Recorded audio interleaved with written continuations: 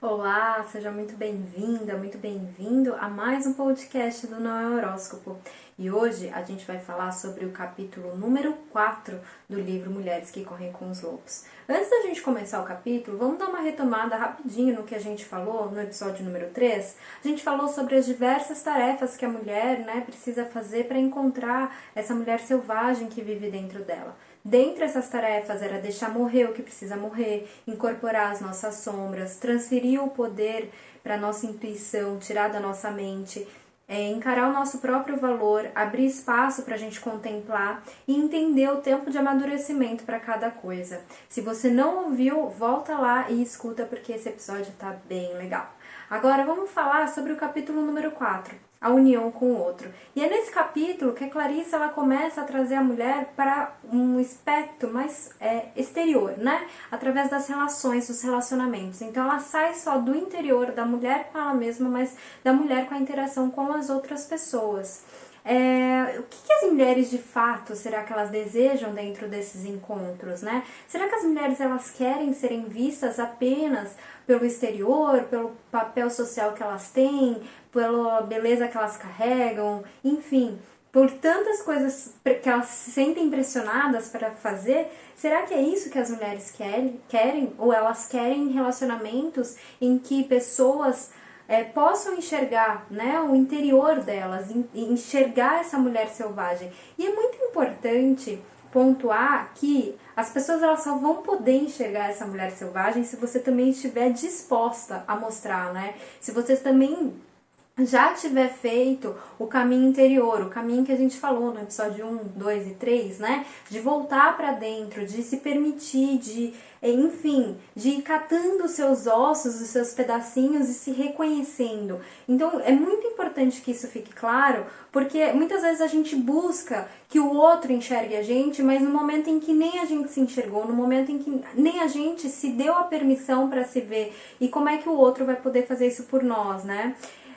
E é interessante que a Clarissa ela fala sobre a nossa dualidade, sobre esse ser que vive dentro da gente, sobre essa mulher selvagem e ao mesmo tempo sobre a mulher que vive para fora, para o exterior. E geralmente essa balança ela acaba pendendo para um lado. E geralmente, quando a gente não está no caminho do autoconhecimento, essa balança ela pende para a mulher do exterior, que é realmente aquela mulher que tem que atender a demanda, que tem que responder aquilo que acontece ao seu redor e aquilo como a sociedade vê que ela precisa ser, né? E não a mulher a selvagem, que está ali em contato com a sua própria intuição e com a sua essência, com o seu ser interior. Então, é muito importante você analisar hoje, né? Como é que tá? Será que você tem se permitido? Será que você tá aberta para isso? Será que isso faz sentido para você? Será que você tem vivido muito mais para fora do que para dentro? Muito mais tentando responder às demandas? Ou você tá se dando espaço, né? Você tá se contemplando, tá fazendo aquelas tarefas que a gente comentou lá no episódio 3, tá? É interessantíssimo falar que as mulheres, e não só as mulheres, né? É que a gente está falando aqui especificamente de mulheres, mas todas as pessoas acabam usando vários recursos para esconder isso, né? Para esconder essa distância que elas carregam dentro de si. Então a gente muitas vezes usa o humor, a gente tenta passar a nossa inteligência, a nossa parte mais intelectual, falando mais bonito e falando de coisas difíceis. A gente também usa alguns buracos que a gente carrega, assim, às vezes a gente se faz um pouco de vítima, né, nesse sentido. Outras vezes a gente bota a máscara da mãe, da mulher, da profissional, enfim, usa o trabalho para tapar o sol com a peneira, né? E será que você não tem feito isso na sua vida? Será que você não tá tentando ironizar, ou por outro lado, não tá tentando viver de recalque e falar eu tô bem, eu tô maravilhosa, quando na verdade é só esse exterior, né? O interior você não tem dado espaço. Então é muito importante que você observe isso, tá? E o que acontece, né? A gente vai se perdendo ao longo do caminho por conta de tudo que a gente já falou. E a gente busca, muitas vezes no outro, seja num parceiro, numa parceira de relacionamento afetivo, amoroso, a gente busca ser salva, né? A gente quer que o outro encontre a gente. E aí a gente cai num assunto que se chama autorresponsabilidade. E que só a gente pode fazer esse caminho, né? Como a gente conversou lá no episódio 1, 2 e 3, esse caminho é pra dentro e é nosso. A gente pode ter ajuda? Pode, não tem problema que a gente tenha ajuda, mas a gente não pode colocar na mão do outro essa responsabilidade que é só nossa e que só a gente pode e que só a gente tem o poder, né? A gente tem um poder em vários sentidos, tanto que no sentido de só a gente mesmo poder, como a gente tem um poder de força, de coragem, de sim, a gente consegue fazer isso, a gente consegue fazer esse trabalho, esse caminho de volta, e ele é importante e ele deve ser feito por nós. Enquanto a gente estiver procurando no outro, que alguém salve a gente, que alguém resolva os nossos problemas emocionais, psicológicos, provavelmente a gente vai acabar frustrada. Uma imagem bem clássica, a gente querendo que alguém salve e a pessoa não salve, a gente termina com um pote de sorvete na frente da televisão assistindo Bridget Jones.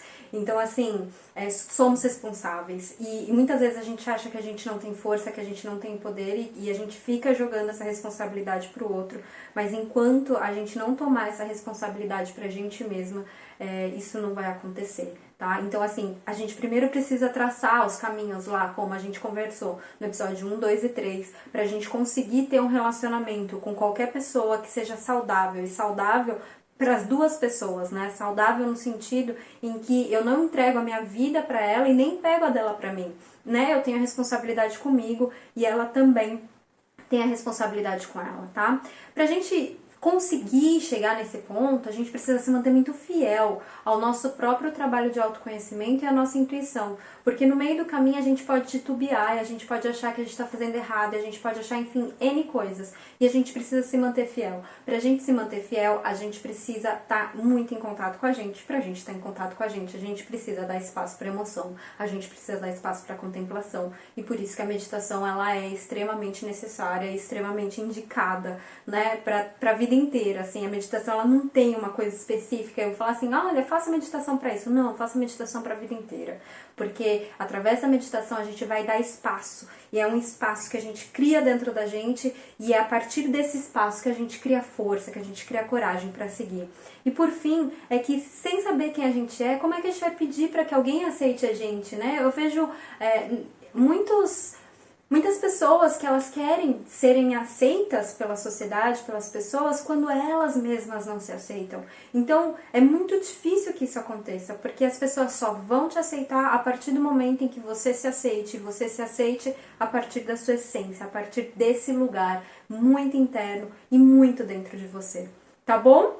Bom, é isso, o episódio de hoje é um pouco mais curtinho, porque esse capítulo também é um pouco mais curtinho, e eu te vejo no próximo episódio.